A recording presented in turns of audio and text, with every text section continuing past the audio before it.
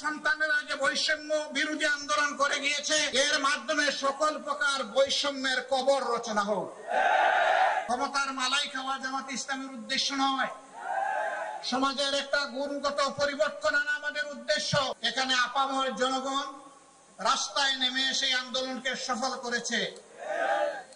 এখানে কোনো নির্দিষ্ট ধর্মের লোকেরাও শুধু লড়াই করে নাই, জাতি দল ধর্ম নির্বিশেষে আপামর জনতার এই আন্দোলনকে কেউ যদি নিজেদের স্বার্থে ব্যবহার করতে চান, তাহলে আবারও বাংলাদেশের 18 কোটি মানুষ তার রুখে দেবে। আমরা সেই 18 কোটি মানুষের সাথে থাকবো, পাশে থাকবো, অগ্রভাগে থাকবো, আমরা কথা দিচ্ছি। ক্ষমতার মালাই খাওয়া জামাত ইসলামের উদ্দেশ্য নয়। সমাজের একটা গুণগত পরিবর্তন আনা আমাদের উদ্দেশ্য। এমন একটি দেশ, এমন একটি জগৎ আমরা আমাদের এখানে চাই, যেই দেশে জাতি দল ধর্ম নির্বিশেষে সমস্ত মানুষ শান্তিতে বসবাস করবে। এদেশের নাগরিক হিসাবে দেশে এবং প্রবাসে যেখানেই যাক, গর্বের সাথে বলবে আমি একজন বাংলাদেশী।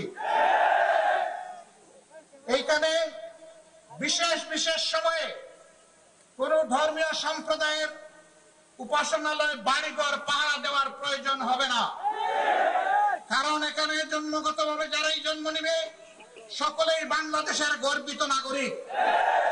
আমার যদি বাড়িতে পাহারা না লাগে, আমার মসজিদে যদি পাহারার প্রয়োজন না হয়, তাহলে হিন্দু বন্ধুদের মন্দিরে পাহারার প্রয়োজন হবে কেন?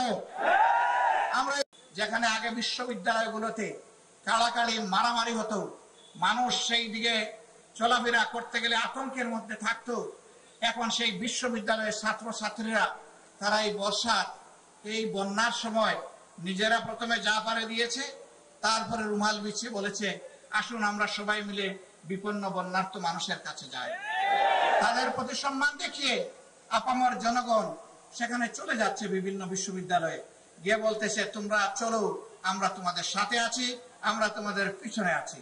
সেই বাপই সত্যিকারের বাপ, যে তার সন্তানের উন্নতি দেখে অন্তরে তার খুশির ঢেউ খেলে যায়। প্রত্যেকটি বাবা চায়, সত্যিকারের বাবা চায় আমি যতটুকু অগ্রসর হয়েছি আমার সন্তানটা যেন তার উপরে উঠে। এই ধরনের কোনো বৈষম্য চাই না।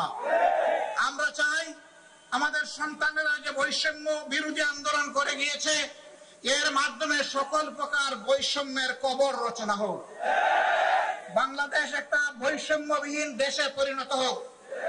দুনিয়ার জাতিগুলো আমাদেরকে নিয়ে যেন গর্ব করতে পারে, এইরকম মাথা উঁচু করে দাঁড়ানোর জন্য একটা জাতি আমরা গঠন করতে চাই। এখানে যারা শহীদ হয়েছেন তাদের পরিবারের কাছে এসেছি ঋণ পরিশোধ করার জন্য। আমি তাদের কাছে কৃতজ্ঞ, একান্ত কৃতজ্ঞ। তাদের প্রত্যেকের বাড়িতেই যাওয়া উচিত ছিল, ঘরে ঘরে গিয়ে তাদের প্রতি সমবেদনা জানানো দরকার ছিল, কিন্তু ছোট্ট একটা মানুষ, কিছু ব্যস্ততা রয়েছে। ঢাকায় আজকেও বেশ গুরুত্বপূর্ণ একটা কাজ, সে কাজে সেই ডাকে আমাকে সাড়া দিতে হবে। এই জন্য আমি সবার বাসায় যেতে পারলাম না বলে আমি আন্তরিকভাবে দুঃখ প্রকাশ করছি। তারা তাদের পরিবারের এই বীরদের মর্যাদাকে বুকে ধারণ করে আগামীতে যেন তারা গর্ব করে বলতে পারে যে আমাদেরও একজন শহীদ আছে। আমাদের আগামী প্রজন্ম যেন বলতে পারে আমাদেরও আবু সাইদ আছে, আমাদেরও রুদ্র আছে, আমাদেরও মুগ্ধ আছে, আমাদেরও রিয়া আছে, আমাদেরও কান্তা আছে, আমাদের এইরকম হাজার হাজার বীর আছে।